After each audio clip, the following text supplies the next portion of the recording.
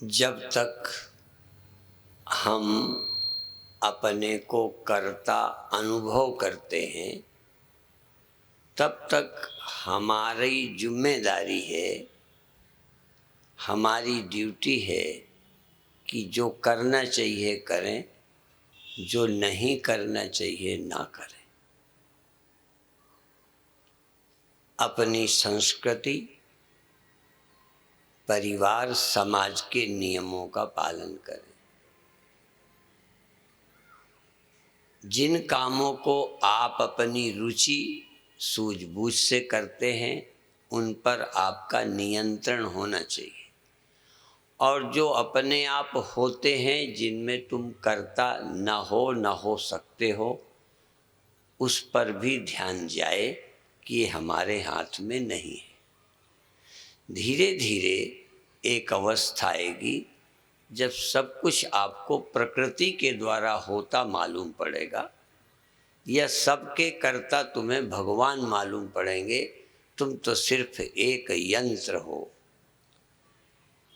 कुछ यंत्र जड़ यंत्र होते हैं, जड़ यंत्र जिनको लोग चलाते हैं।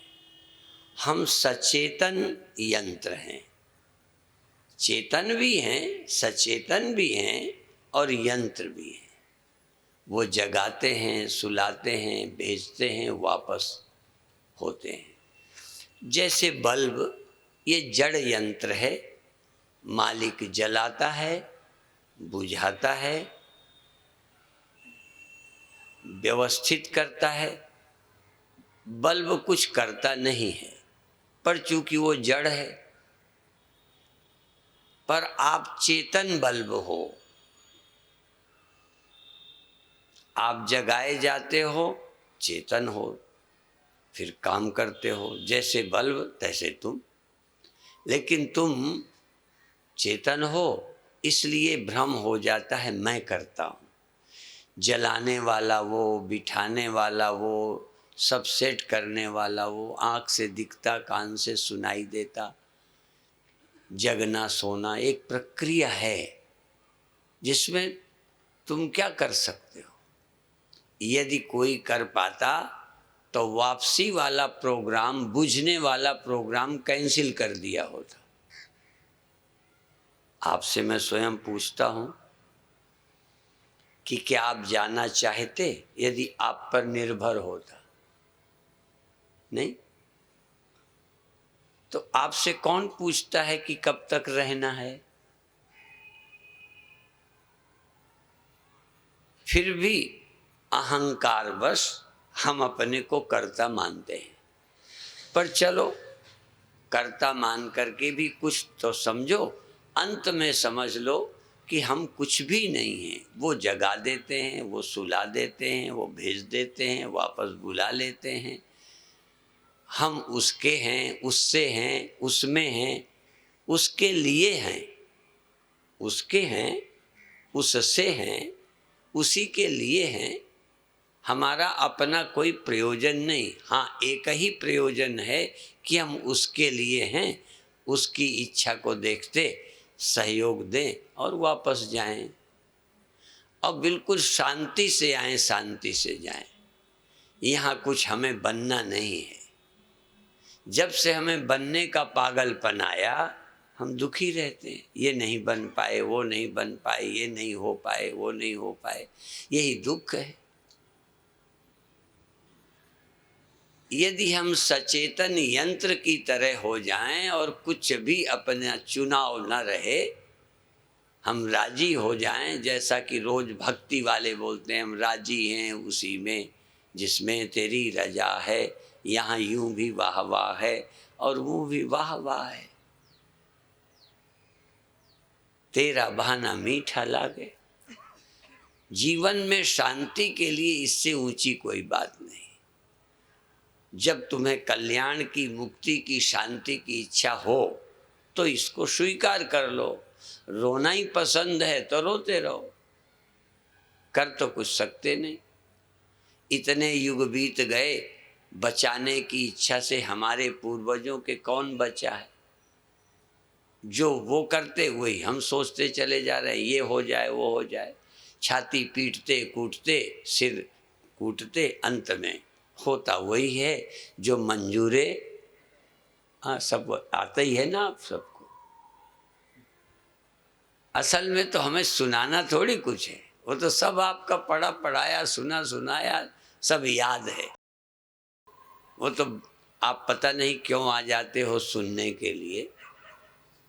तो होता वही है जो मंजूरे खुदा होता है, मुद्दई लाख चाहे तो क्या होता है। फिर भी ये ऐसा हो वैसा हो, ये चुनाव नहीं जाता। चुनाव रहित हो जाओ, शांति ही शांति। थोड़ा समझ लें कि कहाँ से आए थे, कहाँ जाना है, लक्ष्य हमारा कौन है, उसने भेज दिया वो बुला लेगा। बस ये खुशी की बात है कि उसके हुक्म से हम चल रहे हैं। खैर, अब थोड़ी देर ध्यान करेंगे। वो दिखाई नहीं देता, उसका सब किया दिखाई देता है। उसकी सृष्टि दिखाई पड़ रही है, उसका करामात, उसका चमत्कार, उसका वैभव सब दिखाई पड़ रहा है। भगवान ने कहा मैं तुम्हें दिव्य दृष्टि देता हूँ जिससे तुम मेरा योग ऐश्वर्य देख सकोगे। अब देख तो सब ही रहे हैं, पर भगवान का ऐश्वर्य है ये नहीं देख रहे। फर्क तो क्या है, दिखाई तो कोई कृष्ण भगवान के पहले अर्जुन को दुनिया नहीं दिखाई दे रही थी, ये सब दिखाई दे रहा है। पर ये भगवान का ऐश्वर्य है, उन्हीं का खेल है, उन्हीं की लीला है, ऐसा नहीं दिखता। यही देखने की नज़र संतों से मिलती है कि हर काम में भगवान करता दिखाई पड़े, सब कुछ भगवान का खेल दिखाई पड़े, उनकी योजना दिखाई पड़े, उसकी योजना के हम भी यंत्र बन जाएं,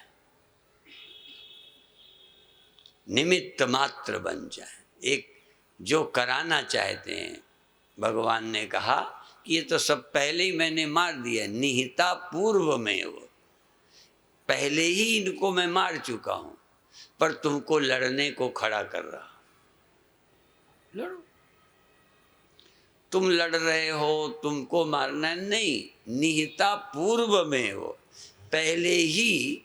जैसे कोई फिल्म पहले तैयार हो जाती है, सिर्फ पर्दे में दिखाना है। पर्दे में जब दिखती है तब नहीं बनी, पहले बनी है, तो पिक्चर दिखाया जाता है बना बनाया। तो भगवान कहते हैं सब कुछ ड्रामा सब तैयार है, मर चुके हैं सब, मरे मराए सब, लड़े लड़ाए सब दिखा चुका हूँ, मुझे मेरे अंदर रील है सब, सिर्फ पर्दे में तुम दिखो लड़ते हुए बस। ये है। तो जीवन में फिर दुख कहाँ, चिंता कहाँ, ये समझ बदल गई, बस दुख गए। और कुछ नहीं करना, और कुछ ने कर पाया, कोई साधु महात्मा कुछ कर पाते हैं क्या? सब वैसे ही हो रहा है, जब से है चल रही है दुनिया। खैर, तो ये निश्चिंतता की दवा है।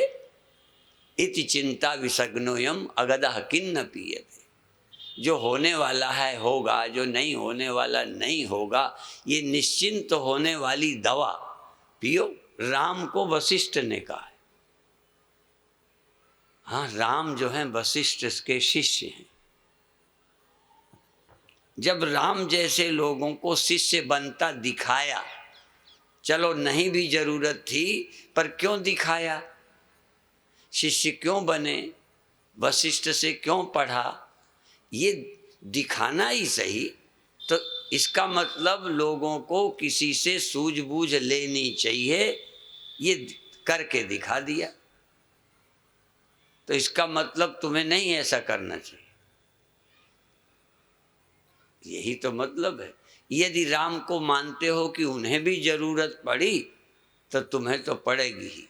यदि उन्हें नहीं भी जरूरत थी, लेकिन वो शिक्षा लेकर जीवन को धन्य बनाते दिखाया, सचमुच कमी नहीं थी, तो इसलिए दिखाया कि लोग ले सकें ज्ञान को।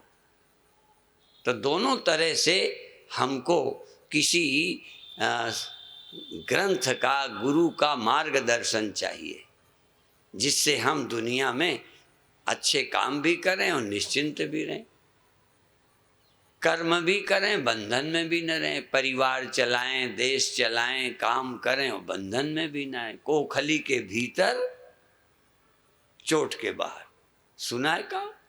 ओखली के भीतर और चोट के बाहर रहें ओखली में और मूसलों से तकलीफ ना हो।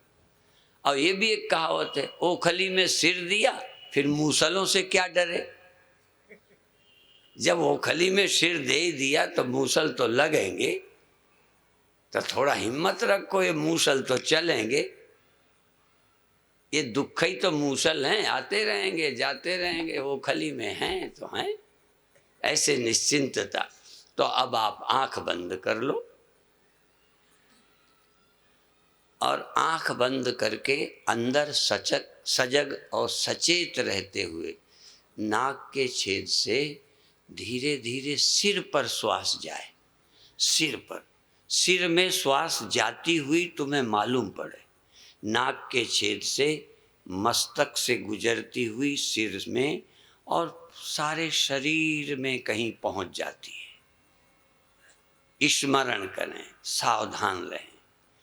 नाक के छेद से ऊपर की तरफ, मस्तक की तरफ, आँखों की तरफ, ऊपर की तरफ, दशम द्वार की तरफ, आज्ञा चक्र की तरफ, सिर से श्वास गुजरती हुई रीढ़ से या सारे शरीर में फिर फैल जाती है।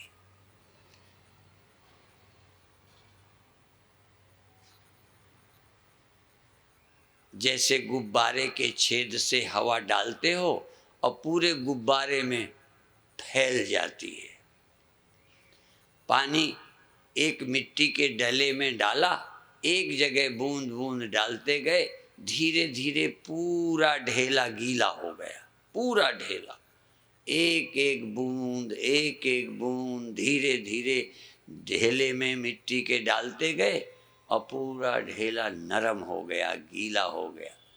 ऐसे ही मैं श्वास बार बार नाक के छेद से सिर की ओर जाती हुई अनुभव करूं। कोशिश करूं कि सिर से श्वास जा रही, नाक के छेद से मस्तिष्क में, सिर की एक एक नस नाड़ी में हवा का प्रवेश हो रहा है। कोई जगह न बचे जहां वायु का प्रवेश न हो। यूं तो प्राण पूरे शरीर में पहले ही रहता है, पर रहने वाला प्राण अलग है, ये श्वास द्वारा जो ले जाना है ये अलग है। सारे शरीर में प्राण व्याप्त रहता है, रक्त की गति का परिवर्तन करता है। तुम सोए रहो चाहे जागे रहो, शरीर का ब्लड सर्कुलेशन होता रहता है, सारे शरीर क्रियाशील रहते हैं। पर चूंकि श्वास लेना और छोड़ना तुम्हारे द्वारा संभव है, आना जाना तो नेचुरल है, पर श्वास का परिवर्तन तुम कर सकते हो। थोड़ा लंबी कर लेना, छोटी कर लेना, जल्दी कर लेना। भस्त्रिका है, अनुलोम विलोम है, उज्जाई है, शीतकारी है, शीतली है, सब कर सकते हैं। तभी आज मैंने कहा जो कर सकते हो वो तुम करो, जो नहीं कर सकते भगवान पर छोड़ दो। तो श्वास को तुम नाक के छेद से सिर की ओर धीरे धीरे ले जाकर पूरे सिर में, जैसे कोई चींटियां चलती हैं, जैसे कुछ जा रहा है, सिर में श्वास जावे और सिर के बाद में सारे शरीर में पहुंच जाए। फिर वापस करो, फिर पहुंचाओ। बार बार किसी गंदे बर्तन में पानी डालो फिर फेंको, पानी डालो फिर फेंको, बर्तन साफ हो जाएगा। किसी बोतल को साफ करना हो तो पानी डालो फिर निकाल दो, पानी डालो फिर निकाल दो, बोतल साफ। शरीर शुद्धि का उपाय है बार बार श्वास भरो और निकालो, भरो और निकालो।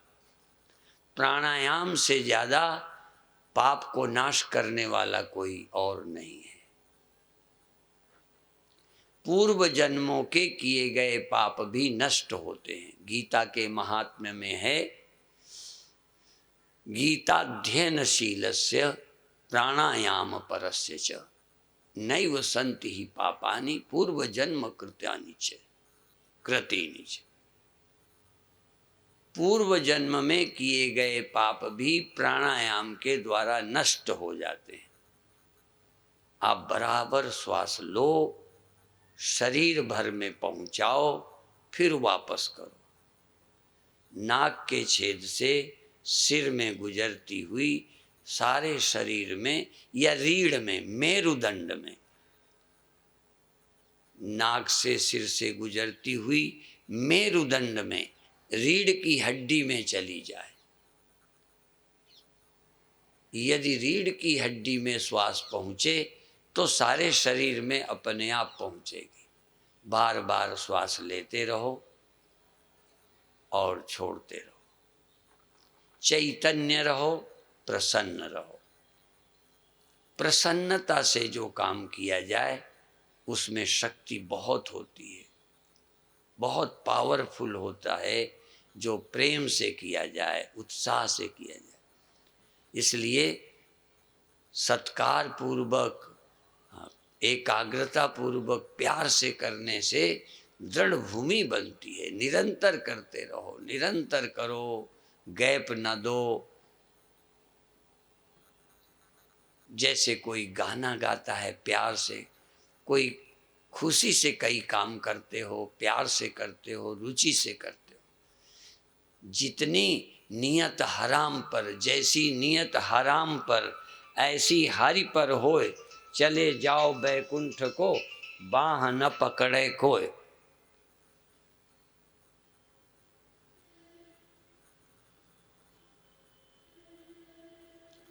बराबर श्वास प्यार पूर्वक, आनंद से, सिर्फ श्वास नहीं, श्वास के सहारे शरीर भर में प्रसन्नता भर दो, आनंद भर दो।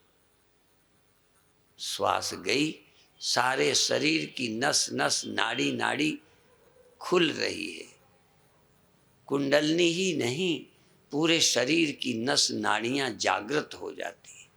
सोई हुई नाड़ियां जागती हैं। आनंदहीन नाड़ियों में आनंद प्रकट हो जाता है। प्रकट कहता हूँ क्योंकि आनंद भी सोया रहता है। जगह जगह जगराता करते हैं, देवी जागरण करते हैं। इसका क्या मतलब? देवी सोई रहती है, जगानी पड़ती है।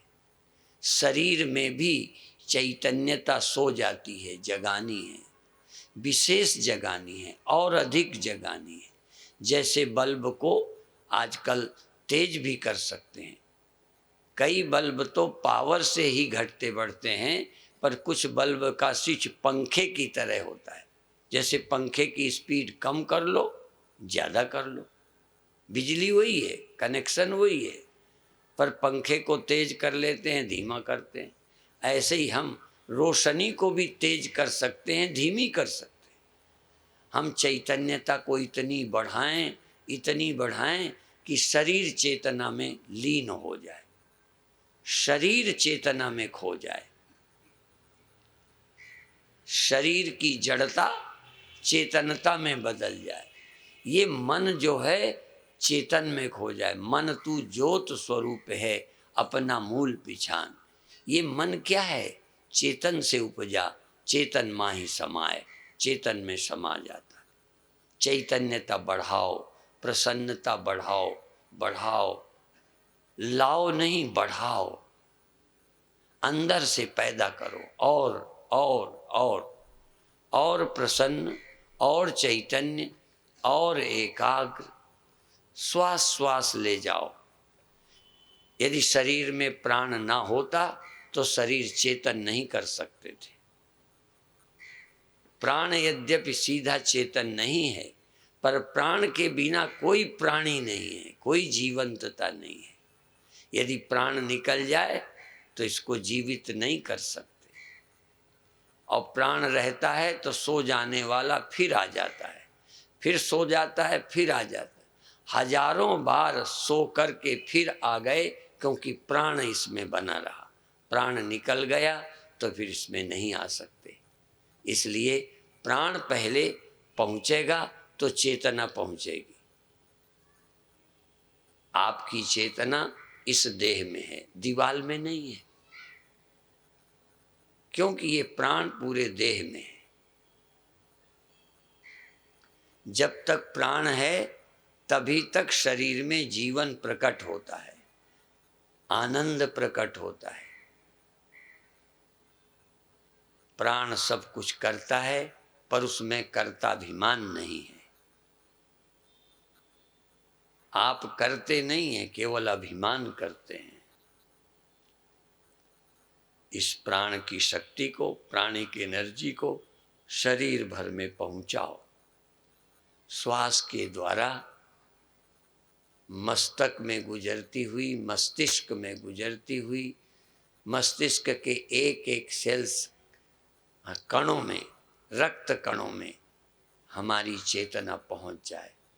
पूरे सिर में, सहस्रार में धीरे धीरे अपनी चेतना को सिर में इकट्ठी करो। सिर में श्वास ले जाओ, सिर में चेतना इकट्ठी करो। जैसे पानी को रोक लें तो पानी बढ़ना शुरू होता है, बांध। ऐसे ही आप अपनी चेतना को सिर पर केंद्रित करो। श्वास ले जाओ, कुछ सेकंड श्वास रोको, फिर छोड़ दो। श्वास ले जाओ सिर पर, थोड़ी देर श्वास रोको, सिर पर सजग रहो, सिर पर चेतना को फैलाओ, मस्तिष्क को जगाओ, होश को होश से जगा, होश को होशियार कर, होश को होश से जगा। हाँ, ध्यान को ध्यान से जगा, ध्यान से ध्यान कर, ध्यान का ध्यान कर, ध्यान में ध्यान कर। ध्यान कहाँ है? ध्यान कर। ध्यान ही नहीं, ध्यान का भी ध्यान। होश ही नहीं, होश का भी होश। धीरे धीरे सहस्रार में, दशम द्वार में, टॉप सेंटर में शरीर की सीमा सिर है। सिर से पैर तक शरीर है, नीचे धरती, ऊपर आसमान। पैर जमीन पर हैं, सिर आसमान पर है, खालीपन में है।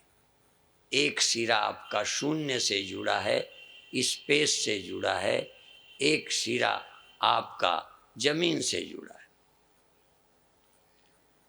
अब जमीन से आप आसमान में, जमीन से उठो, सिर पर आओ, आसमान में, शून्य में। सिर और शून्य एक जगह है। सिर के नीचे आकार है, सिर के ऊपर निराकार है। हाँ, शरीर का आकार है, शरीर के पीछे, आगे, दाएं बाएं निराकार है। शरीर का आकार, चारों तरफ निराकार। शरीर का सिर तक आकार, सिर के ऊपर निराकार। और सच बताऊं, बाहर भी निराकार, भीतर भी निराकार। यदि भीतर निराकार स्पेस न होता तो श्वास अंदर ले ही नहीं सकते। ठोस में श्वास कैसे जाएगी? श्वास जाने के लिए, हवा जाने के लिए खालीपन चाहिए। भीतर भी खाली है तभी श्वास अंदर आती है, श्वास बाहर जाती है। स्पेस का ध्यान करो। सिर में आओ, सिर में आकर स्पेस का, खालीपन का, शून्य का ध्यान करो। शून्य समाधि, शून्य समाधि, शून्य समाधि। धीरे धीरे शून्य ही शून्य है। 2-3 मिनट के लिए शून्य के सिवा कुछ है ही नहीं। जहाँ चंद्रमा भी नहीं, सूरज भी नहीं, कोई संसार नहीं, खाली शून्य है। जब एक दिन महाप्रलय होगी तो शून्य ही शून्य होगा, खालीपन होगा। उसका अनुभव अभी करो, ध्यान करो, खालीपन का, खालीपन का, खालीपन का। आप अपनी स्मरण में, अपने ध्यान में आकाश आकाश आकाश आकाश, जहाँ चंद्रमा नहीं है, सूरज नहीं है, तारे नहीं हैं, कोई ग्रह नहीं है, सिर्फ स्काई आकाश शून्य है। शून्य तो तुम्हारे चारों तरफ है, बस शून्य का ध्यान करो। शून्य तुमसे बिल्कुल नजदीक है, करीब है, बिल्कुल पास है शून्य। शून्य से पास तुम्हारे और कुछ भी नहीं, फिर भी तुम शून्य में नहीं रहते। शून्य में नहीं, शून्य के बिना कोई पदार्थ हो सकता है क्या?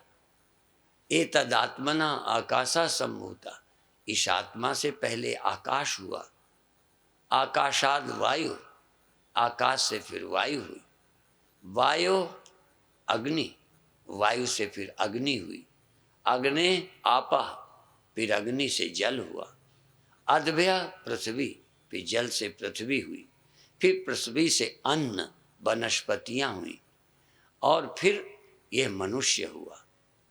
अब आप उल्टा चलो, सब खत्म।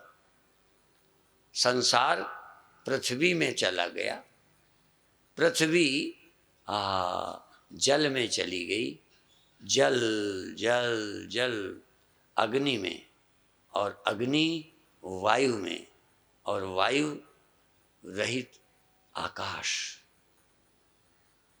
इसलिए कहा है थोड़ी देर ध्यान में श्वास भी रोक दो।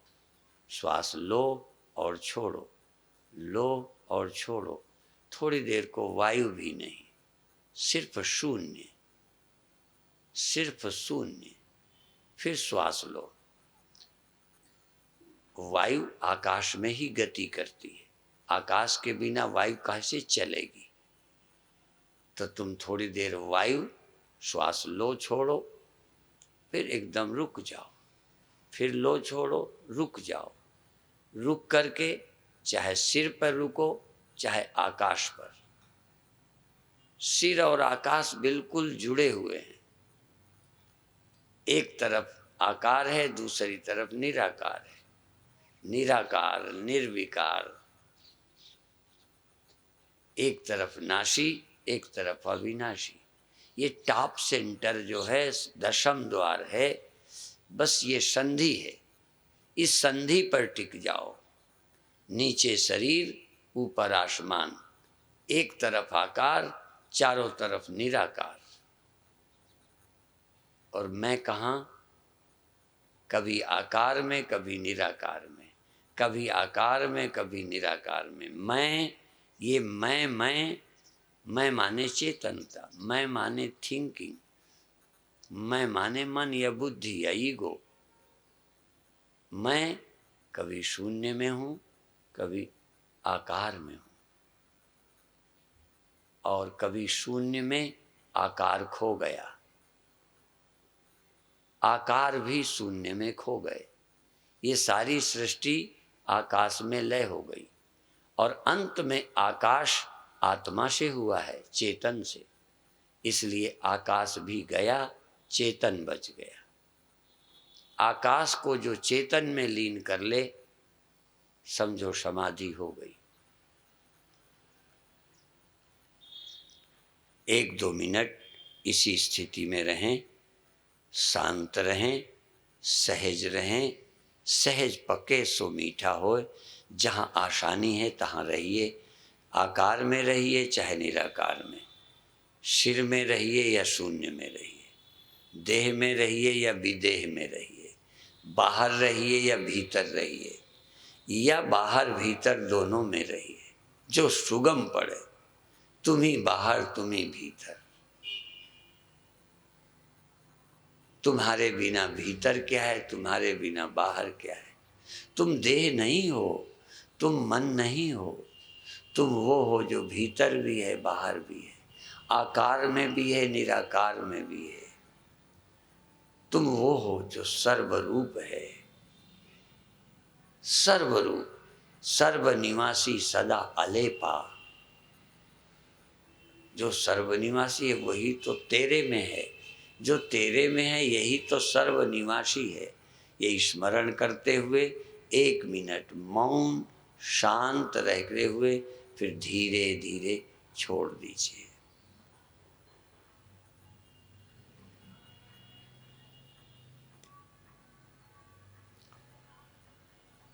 बहुत अच्छे, धीरे धीरे सहज भाव में आइए। समय हो गया है।